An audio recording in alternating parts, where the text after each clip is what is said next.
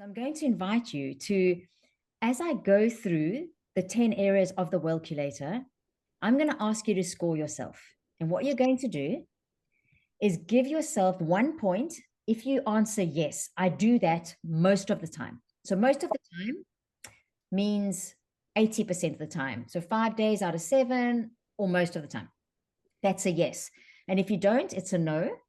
And some of the questions I'll guide you might be half a point and half a point, depending, because it's a double barrel question. So if you've got pen and paper handy, this might be an opportunity just to mark it down. Or if you're really concentrating and not getting distracted by other things, then you can just keep track of your score, because I'd love to know what your Wellculator score is today. Because it's a really practical tool that can show you where you're at and potentially where the areas are that you could focus on, because we can't do everything, but we can do something well. So that's the key that Greg McKeown, the author of Essentialism, speaks about. And also James Clear, the author of Atomic Habits. I hope that everyone on this call is familiar with his work, because it's life-changing to know how to create habits that can actually stick into your lifestyle. And the one thing is to set yourself up for success by doing one thing at a time and making it easy and obvious and creating momentum around that. Because when we have momentum, we change our identity. We become someone that drinks water with their coffee. We become someone that naturally looks for colorful foods at each meal.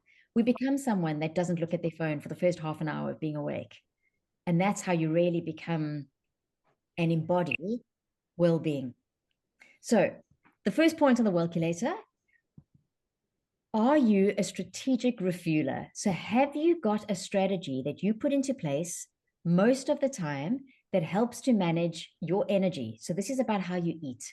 Are you eating in a way that helps you to manage your glucose levels so that you feel that you are your own chief energy officer and you're getting the nutrients that you need? Yes or no? If it's yes, 1 point. If you're hesitating or you're not sure, it's kind of, then for today, give yourself no point. So I'd like it to be like a full body, 80% yes, if it's a yes, and that's 1 point.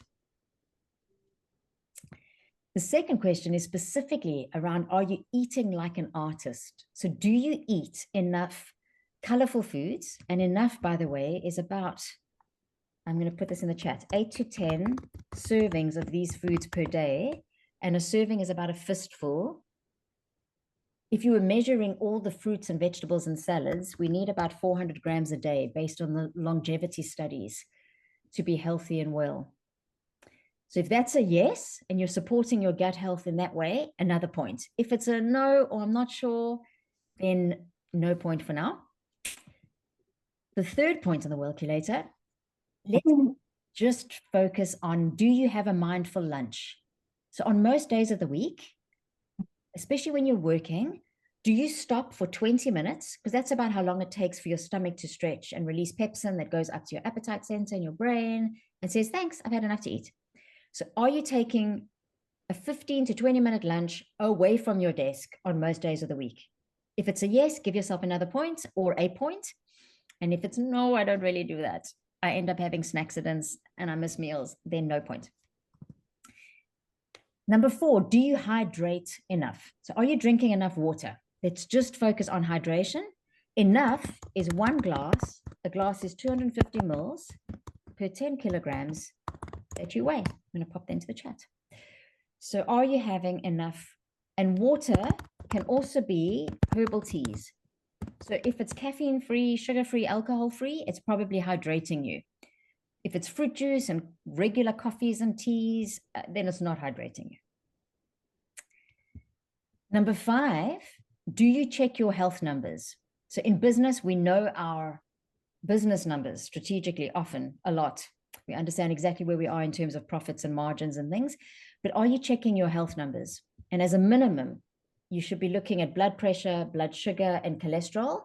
And if you're on this call and I saw the scores were already quite high at your self-perceived well-being score, I hope that you are doing deeper tests, like looking at your nutrient profile and maybe even your genetics and how you can use that to make proper lifestyle choices. You know, if you're taking a vitamin D supplement, for instance, or you're using magnesium, how do you know that it's working for you? And there's tests like Metabolomix is one of the golden standard tests. Let me put that into the chat. Sure, it's quite costly, you know, it's a few €100 or pounds, but you do it once every few years and you just know, okay, I'm taking the right stuff. It's really being absorbed and feeding my body. And if not, maybe I should change the brand of magnesium I'm taking because it's not helping me. What we don't measure, we can't really change, I think. Then number 6 is around sleep. Are you waking up feeling rested? Are you getting adequate rest? So most of the time, do you wake up feeling rested? If it's a yes, then 1 point. And do you have techniques that help you cultivate a positive mindset?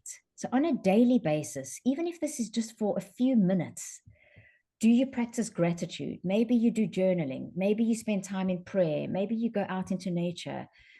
Maybe you have a mindfulness technique. Maybe you do heart coherence. Maybe you do yoga. There are so many ways, but are you on a daily basis using techniques that can help you regulate stress and specifically help keep your mental health more dialed into the positive? Because if not, we live in a world that wants us to come from a place of scarcity and fear and isolation.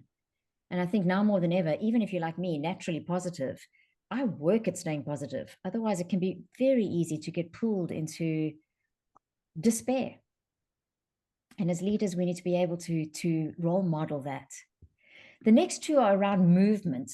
So do you activate your body during your workday? So are you doing those things I suggested?